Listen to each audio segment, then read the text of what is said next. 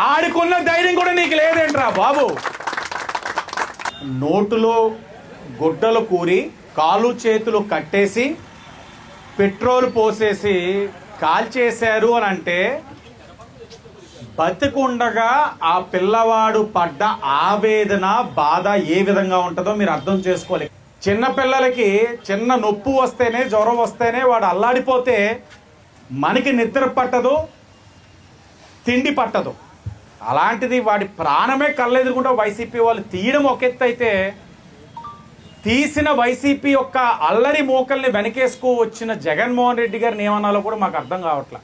అలాగే మొన్ననే చూసాం, మాజీ ప్రజాప్రతినిధి పోలీసులు నా ఇంటి మీదకి వచ్చేశారు. ఏంటి దారుణం? ప్రజల తరపున నేను గొంతెత్తుతుంటే నన్ను ఇలా మూసేస్తారా? ఇంత దారుణం ఆ పోలీసులు నా ఇంటి మీదకి వచ్చేసారన్నారు.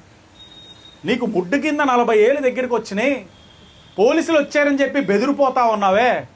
మరి నీ ప్రభుత్వంలో 12 ఏళ్ళ నా బిడ్డ దగ్గరికి 40-50 మంది పోలీసులు పంపించావు.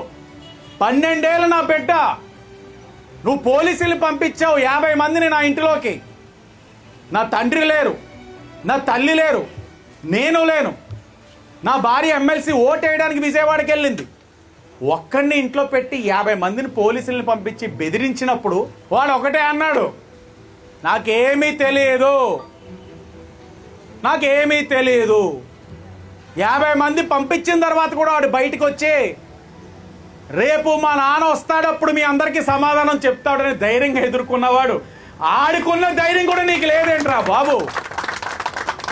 12 ఏళ్ళ నా కొడుకు 40-50 మంది పోలీసులు ఇబ్బందులు పెట్టినా ధైర్యంగా ముందుకొచ్చి రేపు మా తాత మా నాన్న మీకు సమాధానం చెప్తాడని చెప్పాడు. నువ్వేమో నా ఇంటి మీదకి పోలీసులు వచ్చేసారని ఏడుస్తావా మీడియా ముందుకొచ్చి? సిగ్గు అనిపించట్లా? సిగ్గు అనిపించట్లేదా నీకు? ఎప్పుడు కూడా ఒకలా ఉండదు. బళ్ళు ఓడలు అవుతాయి, ఓడలు బళ్ళు అవుతాయి అన్న దానికి ఇదే నిదర్శనం. ఎగిరెగిరి పడకూడదు.